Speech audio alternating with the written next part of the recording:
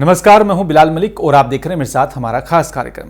बात करेंगे कांग्रेस सरकार को औंधे मुंह गिराकर बीजेपी में शामिल हुए ज्योतिरादित्य सिंधिया की। जी हां, मध्य प्रदेश में कमलनाथ की सरकार थी और कांग्रेस के कई नेता ज्योतिरादित्य सिंधिया के साथ बीजेपी में शामिल हो जाते हैं, जिसके बाद कांग्रेस की सरकार गिर जाती है और बीजेपी की सरकार मध्य प्रदेश में बन जाती है और मुख्यमंत्री के तौर पर एक बार फिर से शिवराज सिंह चौहान बन जाते हैं।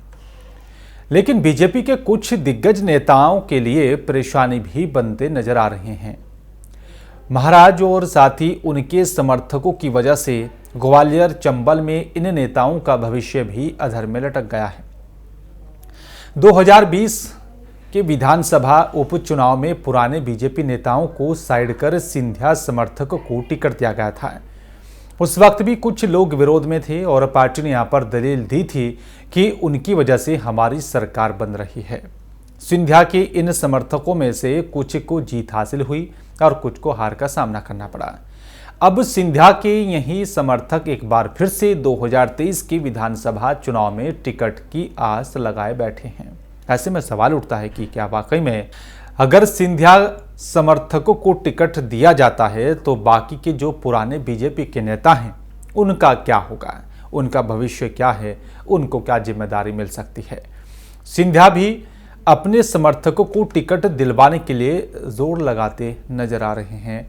ऐसे में उन बीजेपी नेताओं को मनाना बीजेपी के लिए मुश्किल साबित होगा जिन्होंने 2020 के उपचुनाव में पार्टी के कहने पर सिंधिया समर्थकों को चुनाव जिताया था। अब परिस्थिति ऐसी है कि यहाँ पर अपनी सीट छोड़ेंगे तो अपना भविष्य अधर में पड़ जाएगा। दरअसल जब से ज्योतिरादित्य सिंधिया को उनके समर्थक बीजेपी में आए हैं तब से बीजेपी 3 खेमों में बटी नजर आ रही है। कथित तौर पर पहला खेमा शिवराज बीजेपी का है, दूसरा खेमा महाराज बीजेपी का है और तीसरा खेमा नाराज बीजेपी का है। शिवराज बीजेपी और साथ ही महाराज बीजेपी में तो यहाँ पर कोशिश कर सामंजस्य बैठाया जा रहा है कि वहीं नाराज बीजेपी इस सामंजस्य से दूर नजर आ रही है।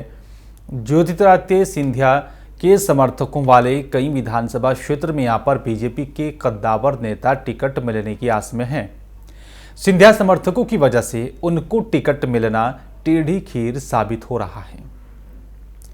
2020 के उपचुनाव में सिंधिया समर्थक बीजेपी प्रत्याशियों को जिताने के लिए जिन नेताओं ने पूरा जोर लगाया, अब वही नेता टिकट पाने की खातिर पार्टी के अंदर लगातार प्रयास कर रहे हैं। हम आपको इसे यहाँ पर 5 विधानसभा सीट के बारे में बताने जा रहे हैं जहां पर सिंधिया समर्थकों की वजह से बीजेपी के दिग्गज नेताओं के टिकट कटने की संभावना है। ग्वालियर विधानसभा से बीजेपी के दिग्गज नेता और साथ ही अपने बयानों से सुर्खियों में रहने वाले बजरंग दल के पूर्व राष्ट्रीय अध्यक्ष जयभान सिंह पवैया चुनाव जीतते आए हैं। साल 2020 के उपचुनाव में इसी सीट पर से बीजेपी ने सिंधिया के साथ बीजेपी में आए प्रद्युम्न सिंह तोमर को टिकट देकर जयभान सिंह पवैया का टिकट काट दिया था। पार्टी के आदेश पर जयभान सिंह पवैया ने प्रद्युम्न सिंह तोमर का भरपूर सहयोग किया, उन्हें जिताने में काफ़ी योगदान दिया। लेकिन इस बार फिर से प्रद्युम्न सिंह तोमर ग्वालियर विधानसभा में पूरी तरह से एक्टिव हैं। उनकी सक्रियता को देखकर लग रहा है कि बीजेपी उन्हें एक बार फिर से अपना उम्मीदवार बना सकती है। जयभान सिंह पवैया के सामने अब राजनीतिक संकट गहराता नजर आ रहा है क्योंकि प्रद्युम्न सिंह तोमर के टिकट मिलने पर जयभान सिंह पवैया के सामने ये मुश्किल खड़ी हो जाएगी कि वो यहाँ पर किस विधानसभा सीट से चुनाव लड़े। ऐसे में जयभान सिंह पवैया को मनाना बीजेपी के लिए मुश्किल भरा हो सकता है। वहीं मेगांव विधानसभा सीट पर बीजेपी के 2 कद्दावर नेता नजर आए। आपको बता दें उनका भी जो है भविष्य को लेकर सवाल खड़ा हो रहा है। सबसे पहला नाम बीजेपी के प्रदेश उपाध्यक्ष मुकेश चौधरी का है, जो मेगांव विधानसभा से एक बार फिर से विधायक भी रह चुके हैं। 2020 के उपचुनाव में मुकेश चौधरी ने सिंधिया समर्थक ओपीएस भदौरिया को जिताने में पूरी ताकत लगा दी थी। इसके अलावा मेहगांव से ही विधायक रह चुके राकेश शुक्ला भी बीजेपी के टिकट पर एक बार फिर से चुनाव लड़ने की तैयारी कर रहे हैं।